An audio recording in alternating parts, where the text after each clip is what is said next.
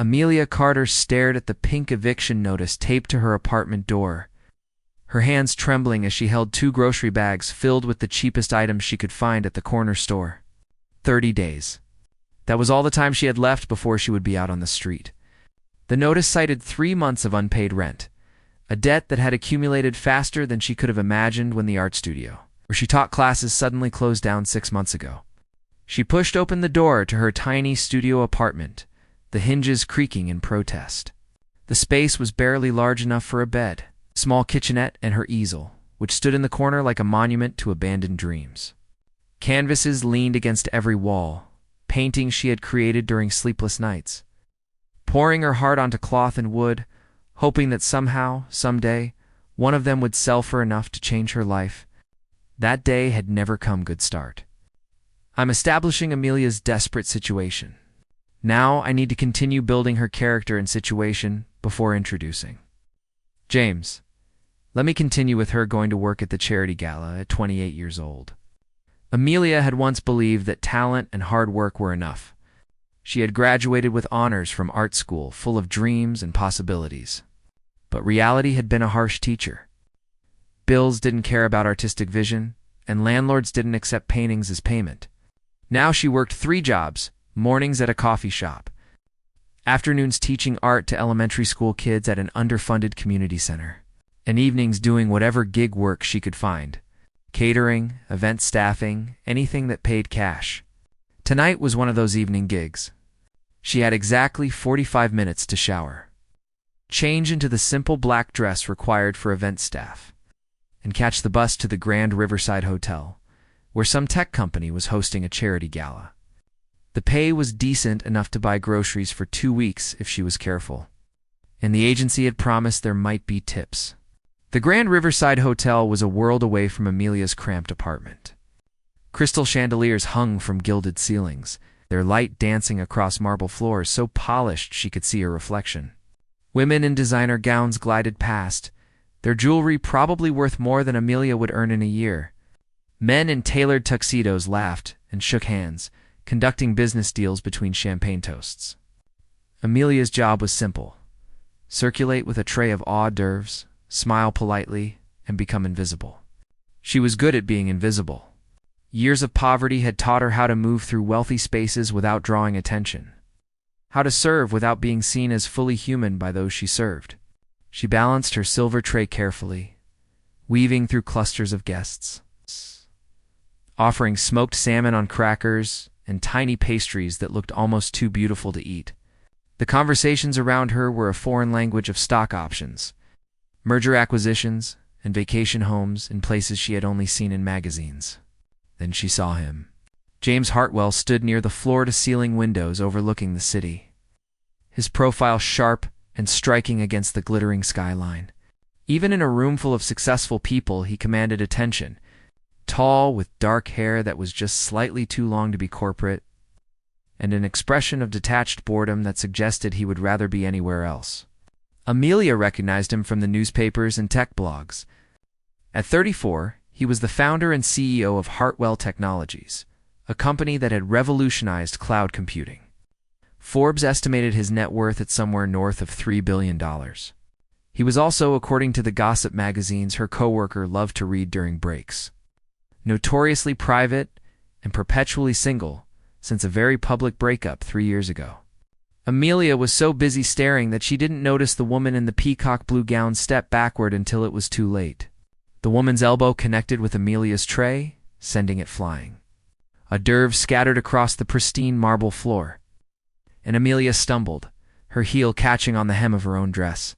She would have fallen if strong hands hadn't caught her arms, steadying her. "Careful," a deep voice said, and Amelia looked up to find herself staring into the bluest eyes she had ever seen. James Hartwell had crossed the room in seconds and was now holding her upright. His hands warmed through the thin fabric of her dress. "I'm so sorry," Amelia stammered, her face burning with embarrassment. "I didn't mean to. The tray. I'll clean it up right away. It wasn't your fault," James said, his eyes flicking to the woman in peacock blue, who had already turned away, not even acknowledging the mess she had caused. His jaw tightened. "Are you hurt?" No, I'm fine, thank you, Amelia said, trying to step back. But his hands remained on her arms, steady and somehow reassuring. Before either could say anything else, an older woman in an elegant silver gown approached, her eyes lighting up with unmistakable delight. James, darling, I didn't know you were bringing someone tonight. How wonderful that you finally decided to introduce us to your girlfriend. Amelia's eyes widened. Oh no, I'm not. We're not together. But the woman wasn't listening. She had already turned to call over several other people, all of them regarding Amelia with warm, curious smiles. Everyone, come meet James's young lady. Isn't she lovely? James's expression had shifted from concern to something Amelia couldn't quite read. He was looking at her with an intensity that made her breath catch, and then, to her absolute shock, his arms slid around her waist, pulling her close to his side. Mother, he said, his voice carrying a warning note that the woman, his mother, completely ignored. This is Amelia. Amelia, my mother, Victoria Hartwell. Amelia opened her mouth to correct the misunderstanding, to explain that she was just a server who had nearly dropped a tray on expensive shoes. But James's fingers pressed gently against her side, a silent plea. It's lovely to meet you, Mrs. Hartwell, Amelia heard herself say, her voice surprisingly steady despite her racing heart. Oh, call me Victoria, dear. Mrs. Hartwell makes me sound ancient. The woman laughed, and then she was ushering them both toward a group of people who were clearly family. James's father, a distinguished man with silver hair and James's same blue eyes. His younger sister, a beautiful woman in her mid-20s, with a sharp, intelligent gaze that seemed to see right through Amelia's panic. An aunt. An uncle. Cousins. All of them thrilled to finally meet the mysterious woman who had captured James Hartwell's attention. The next hour passed in a blur. James kept his arm around her, introduced her to what felt like hundreds of people, and played the role of attentive boyfriend with an ease that was both impressive and terrifying. He brought her champagne, his fingers brushing hers as he handed her the glass. He laughed at something she said, a genuine laugh that transformed his face from handsome to absolutely stunning. He even danced with her when the orchestra began playing, his hand firm on her waist as he guided her across the floor. I'm sorry, he murmured in her ear as they swayed to the music. My mother has been relentless about wanting me to settle down. When she assumed we were together, I panicked. I know this is completely inappropriate, and I'll explain everything to her after the gala. It's okay, Amelia whispered back, though her heart was pounding so hard she was sure he could feel it. I understand family pressure. But when the gala ended and James walked her outside to wait for her bus, he didn't say goodbye. Instead, he handed her a business card with his private number written on the back. I have a proposition for you, he said, his blue eyes serious in the glow of the streetlights. Can you meet me tomorrow? Somewhere we can talk privately? Amelia looked down at the card in her hand, then back up at this billionaire who had just pretended she was his girlfriend in front of his entire family. Every instinct told her to say no, to walk away from whatever this was before it became more complicated. But then she thought of the eviction notice on her door, the empty refrigerator, the community center that was threatening to cut her art program due to lack of funding. Yes, she said. I can meet you. James smiled, a real smile that reached his eyes, and Amelia felt something shift in her chest. Something dangerous and terrifying and utterly foolish. Tomorrow at 2. There's a cafe called Rosemary's on 5th Street. Do you know it? Amelia nodded. She knew it. She had walked past it 100 times, never able to afford the coffee inside. I'll see you there, James said, and then he did something that made her breath stop completely. He leaned down and pressed a soft, brief kiss to her cheek. Thank you for tonight, Amelia. You were perfect. And then he was gone, sliding into the back of a sleek black car that probably cost more than most people's houses. Amelia stood on the sidewalk, her hand pressed to her cheek where his lips had touched her skin, and wondered what on earth she had just agreed to. Rosemary's Cafe was exactly the kind of place Amelia had imagined. Wealthy people frequented without thinking twice about the prices. Exposed brick walls, vintage Edison bulbs hanging from the ceiling, and the rich aroma of freshly ground coffee beans filled the air. She arrived 15 minutes early, her nerves making it impossible to wait at home, and ordered the cheapest item on the menu, A regular coffee that still costs more than she usually spent on an entire meal? James arrived precisely at 2 o'clock. Dressed in jeans and a simple gray sweater that probably costs more than her monthly rent. He looked different without the tuxedo, younger somehow, more approachable.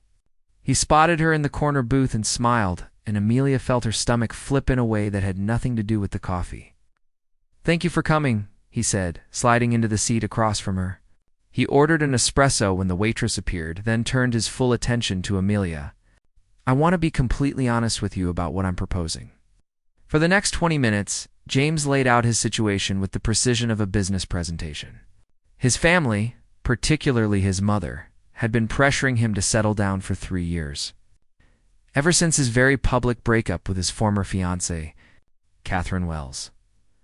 The relationship had ended badly, splashed across tabloids and gossip sites. With Catherine selling her story to anyone who would listen about how James was married to his work and incapable of real, emotional connection.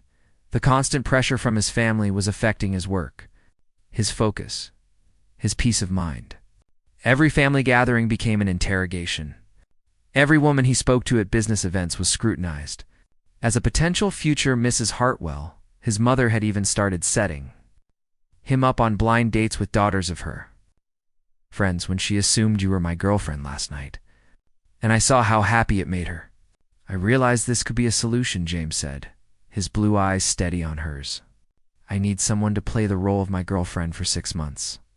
Long enough for my mother to stop worrying, for the family to back off, and for me to focus on the product launch we have scheduled for next quarter." Yes. "And what would I get out of this arrangement?" Amelia asked, surprised by how calm her voice sounded when her heart was racing. James pulled out a folder from his bag and slid it across the table. Inside was a contract, professionally drafted, outlining terms and compensation. Amelia's eyes widened as she read the numbers. He was offering her $50,000, paid monthly over the 6 months.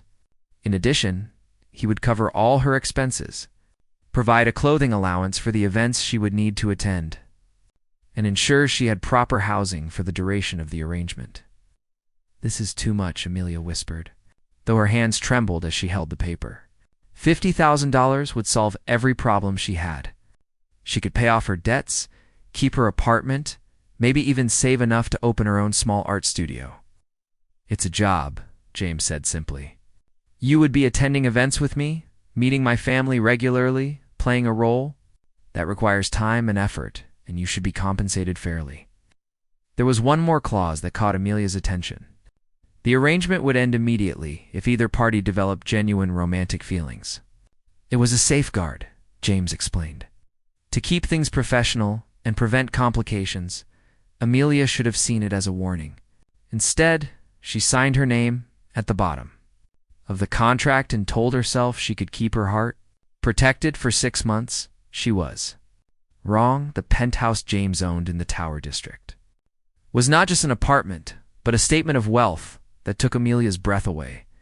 Floor-to-ceiling windows offered panoramic views of the city skyline. The furniture was modern and expensive, all clean lines and neutral colors. Her bedroom, and James made it very clear it was completely hers, was larger than her entire previous apartment, with an ensuite bathroom that had both a soaking tub and a rainfall shower. "We'll maintain separate spaces," James said as he showed her around. "You have complete privacy. There's a housekeeper who comes 3 times a week, and a chef who can prepare meals if you'd like, though you're welcome to use the kitchen yourself." It felt surreal, like she had stepped into someone else's life. Amelia unpacked her few belongings, her worn suitcase looking pathetic in the massive walk-in closet, and tried not to think about how temporary all of this was. The first event was a tech industry awards ceremony. A stylist arrived at the penthouse that afternoon with racks of designer dresses. Amelia chose a deep emerald gown that made her feel like a different person entirely. When she emerged from her room, James looked up from his laptop and simply stared for a moment. "You look beautiful," he said quietly, and something in his tone made her blush. At the ceremony, they played their parts perfectly. James kept his hand on the small of her back as they navigated through the crowd. He introduced her to colleagues and competitors, his manner attentive and warm. When they sat down for dinner, he pulled out her chair, leaned in to whisper comments about the speakers that made her laugh, and generally acted like a man who was genuinely interested in the woman beside him. Problem was that the lines between performance and reality began to blur almost immediately. It started with small things. The way James always made sure she had coffee in the morning, remembering that she took it with cream and 1 sugar. How he would ask about her day when he came home from the office. Was actually listening to her answers instead of checking his phone. The night he found her painting in her room and stood in the doorway for 10 minutes, watching her work with an expression of genuine fascination. "You're incredibly talented," he said, studying the canvas where she was recreating the city skyline from memory. "Why did you stop pursuing this professionally?" "Life got in the way," Amelia said, setting down her brush. "Art doesn't pay bills," James said firmly. "Talent like yours shouldn't be wasted." 3 weeks into their arrangement, James's mother invited them to spend a weekend at the family's lakehouse upstate. It was a massive estate on the shores of Lake Serenity, with sprawling grounds and a main house that could accommodate 20 people comfortably. James's sister, Rebecca, was there with her husband. His parents occupied the master suite. That left James and Amelia sharing a guest cottage by the water. "There are 2 bedrooms," James assured her as they carried their bags inside. "My mother just assumed we would want privacy from the main house. But the cottage was intimate in a way the penthouse wasn't. The bedrooms were connected by a shared living space, and the walls were thin enough that Amelia could hear James moving around at night. They had breakfast together on the small porch overlooking the lake, and dinner with his family in the main house, where Victoria watched them with knowing, pleased eyes. On Saturday evening, James's father organized a bonfire on the beach. The family gathered around the flames, roasting marshmallows and sharing stories. Rebecca told embarrassing tales about James's childhood, and he retaliated with stories about her teenage years, and the laughter was warm and genuine. Amelia sat beside James on a log, close enough that their shoulders touched, and she felt dangerously content. This was what family was supposed to feel like, she thought. Warm and safe and full of easy affection. "Are you okay?" James asked quietly. His voice meant only for her ears. "Yes," she said, and realized she meant it. "Your family is wonderful. They like you," he said, and there was something in his voice, something that sounded almost regretful. "My mother told me this afternoon that you're the best thing that ever happened to me." Their eyes met, and for a long moment, neither looked away.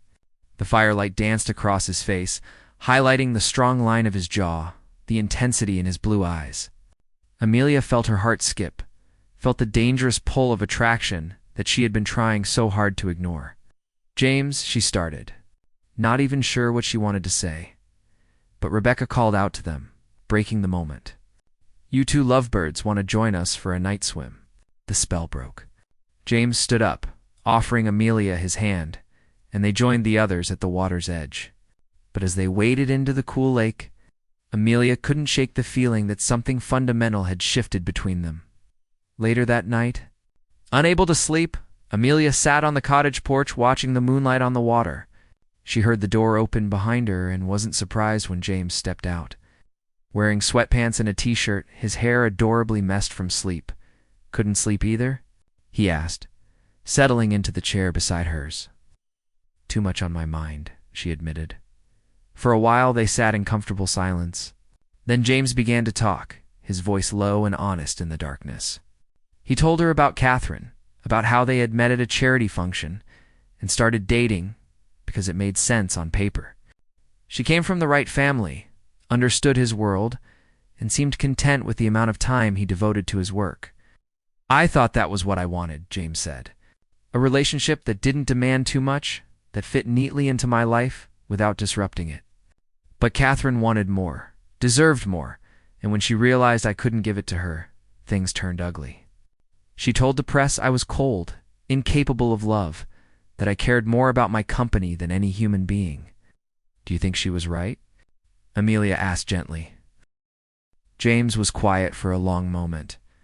"I used to think so," he finally said. "I convinced myself that emotional detachment was a strength, that feelings just complicated things. But lately, I've started to wonder if I was just afraid. He turned to look at her then, and the vulnerability in his expression made Amelia's breath catch. Being with you these past few weeks, he continued, even though it's just an arrangement, it's made me realize what I've been missing. You make me laugh. You challenge me. When I come home and you're there, the apartment feels like more than just a place I sleep. James, Amelia whispered, her heart pounding. This was dangerous territory, the exact situation their contract was designed to prevent. I know, he said quickly, standing up. I know we agreed this was just business. I'm not saying anything has changed. I'm just telling you that I'm grateful. For your company. For your friendship. But they both knew he was saying more than that. He went back inside. And Amelia sat alone on the porch, watching the sunrise over the lake, and acknowledged the truth she had been avoiding for weeks. She was falling in love with James Hartwell, and it was going to ruin everything. The return to the city after the lakehouse weekend felt like stepping back into reality after a beautiful dream. Amelia tried to rebuild the walls around her heart, to remember that this was temporary, that she was being paid to play a role. But those walls had already crumbled and she knew it. James seemed to be struggling with the same thing. He became more distant, spending longer hours at the office, coming home after she had already gone to bed. When they did attend events together, the performance was flawless. But the easy warmth they had developed felt strained, as if they were both trying too hard not to acknowledge what was happening between them. Then Catherine Wells walked back into James's life. It happened at a technology conference where James was speaking on a panel about artificial intelligence and ethics. Amelia sat in the audience, proud of how articulate and passionate he was when discussing his work. But when the panel ended and they were making their way through the networking reception, a woman in a stunning red dress intercepted them. Catherine was beautiful in that polished, an expensive way that came from a lifetime of privilege. Blonde hair perfectly styled, diamonds glittering at her throat, and a smile that didn't reach her calculating green eyes. James, she said warmly, as if they were old friends who had simply lost touch. It's been too long. I heard through mutual friends that you were finally seeing someone seriously. I had to come see for myself. Her gaze swept over Amelia with barely concealed dismissal, taking in the borrowed designer dress and the simple earrings that James had given her for their 1-month anniversary of the arrangement. Catherine, James said stiffly, his hand tightening on Amelia's waist. This is Amelia Carter. Amelia, Catherine Wells. The ex-fiancée, Catherine supplied helpfully, her smile sharp. I'm sure James has told you all about me, though probably not the whole truth. Men rarely do. Over the next hour, Catherine attached herself to them like a barnacle, inserting herself into conversations, touching James's arm with familiar ease, and making subtle comments designed to undermine Amelia's confidence.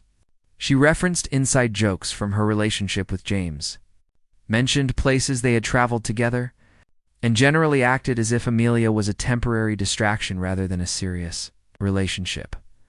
The worst part was watching James's discomfort. He was polite but cold to Catherine, yet he didn't shut down her behavior as firmly as Amelia wanted him to. It made her wonder if some part of him was still attached to his ex, still caught in the orbit of what they had once been. When they finally escaped to the car, Amelia felt exhausted and insecure in a way she hadn't experienced since the arrangement began. I'm sorry about that, James said quietly as the driver pulled into traffic. Catherine has always had terrible timing and even worse boundaries. She's very beautiful, Amelia heard herself say. Hating how small her voice sounded, James turned to look at her. Really look at her, and something in his expression softened. So are you, he said. But more than that, you're kind and talented and real. Catherine was never real with me. Everything was a performance, a calculation. With you, even though this started as an arrangement, you've always been genuine. Ah! Amelia's heart ached. She wanted to tell him the truth, that she had stopped performing weeks ago, that every smile and laugh and moment of connection had been real. But the contract sat between them like a wall, and she couldn't bring herself to be the first to break it. The situation became more complicated. when Rebecca showed up at the penthouse unannounced one afternoon while James was at work. Amelia had been painting in the living room, something she had started doing more often, and she answered the door with paint still on her fingers. "Rebecca." "Hi," Amelia said, surprised but pleased. She had genuinely grown to like James's sister over the past weeks. "James isn't here right now, but you're welcome to wait." "Actually, I came to see you," Rebecca said, and something in her tone made Amelia's stomach drop. They sat in the living room, and Rebecca looked at the painting Amelia had been working on. A vibrant cityscape that captured the energy and chaos of the streets below the penthouse. "You're really talented," Rebecca said. "James told me you studied art in school. Why did you stop?" "Money," Amelia said honestly. "It's hard to make a living as an artist." Rebecca nodded slowly, then turned to face Amelia directly. "I know about the contract," she said quietly. Amelia felt the blood drain from her face. "What?" "I'm a lawyer," Rebecca said gently, "and I'm good at reading people. I've known something was off since the gala when you two first appeared together. The timing was too convenient, the story too polished, so I did some digging. I have a friend who works at James's law firm. She didn't give me details, but she confirmed there was a contract between you and my brother." Amelia's hands trembled. "Are you going to tell your family?" "That depends," Rebecca said, her expression serious. "Are you in love with him?" The question hung in the air between them. Amelia could lie, could deny it, could try to protect herself and the arrangement. But looking into Rebecca's kind, knowing eyes, she couldn't. "Yes," she whispered. "I know I shouldn't be. I know it breaks the agreement, but I can't help it. He's brilliant and complicated, and he tries so hard to be distant, but he's actually incredibly caring. The way he remembers little things, how he asks about my art, how he looks at me when he thinks I'm not paying attention." Tears were streaming down her face now. All the emotion she had been holding back for weeks finally breaking free. "I'm going to lose everything," Amelia continued. "The contract says if either of us develops feelings, the arrangement ends. And I need the money. I need the security. But I can't keep pretending anymore. It's killing me." Rebecca moved to sit beside her, pulling her into a hug. "Oh, Amelia, you really have no idea, do you?" "No idea about what?" "My brother is in love with you too. He's been walking around like a man in torment for weeks. He stays late at the office because he's afraid if he comes home, he'll do something to jeopardize the contract. He stares at your paintings when you're not looking. He asks me for advice about you and then gets frustrated when I tell him to just be honest about his feelings." Amelia pulled back, her heart pounding. "That's not possible." "It's absolutely possible," Rebecca said firmly. "But you're both so busy protecting yourselves that you're going to lose each other. Someone has to be brave enough to break the contract, Amelia. Someone has to take the first step." Before Amelia could respond, her phone rang. It was the hospital where her mother had been staying for a routine checkup. But the nurse's voice was urgent, scared. Her mother had collapsed, was in critical condition, needed immediate surgery that the insurance wouldn't fully cover. The cost was $30,000. Amelia felt the world tilt. She had been so focused on her arrangement with James that she had stopped worrying about money. Had stopped living in constant fear of medical bills. But now, reality came crashing back. She was only halfway through the 6-month contract. Even with what she had saved, she didn't have enough. Rebecca drove her to the hospital. They called James, who was in the middle of a board meeting but left immediately. He arrived at the hospital in record time, still wearing his suit from the office, his hair disheveled from running his hands through it. "What happened? Is she okay?" he demanded, pulling Amelia into his arms without thinking. Amelia explained through tears. And she watched James's expression shift from concern to determination. "I'll pay for it," he said immediately. "Whatever she needs, whatever it costs." "James." "That's not part of our agreement," Amelia protested weakly. "I don't care about the agreement," James said fiercely, his hands cupping her face, forcing her to look at him. "I care about you. I care about your mother. I care about your happiness and your peace of mind and the fact that you're standing here terrified while I have the resources to help." "But the contract," Amelia whispered.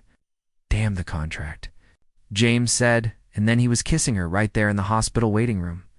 with Rebecca watching and nurses passing by, and the whole world as witness.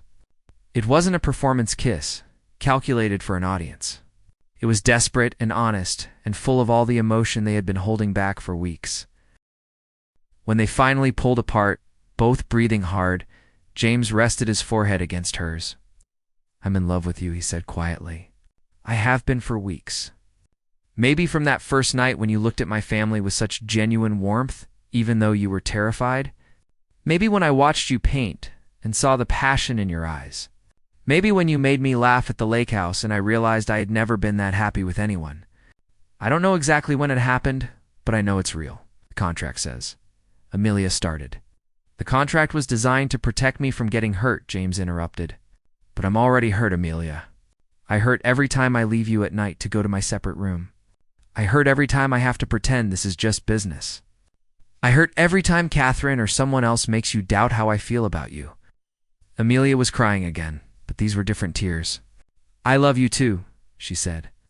"I tried not to. I tried to keep it professional, but you made it impossible." James smiled, that genuine smile that transformed his entire face. "Good. I'm glad I'm not the only one who failed at following the rules." Rebecca cleared her throat from where she had been tactfully pretending to read a magazine. "So I take it the contract is void?" "Completely," James said, not looking away from Amelia. "We're starting over. No agreements, no timelines, no performance. Just us figuring this out together." The surgery was successful. Amelia's mother woke up 3 hours later, groggy but stable, and cried when Amelia told her she was going to be okay, that the bills were covered, that she didn't need to worry anymore. 2 weeks later, James took Amelia to Rosemary's Cafe, the same place where he had first proposed their arrangement. They sat in the same booth, drinking the same coffee.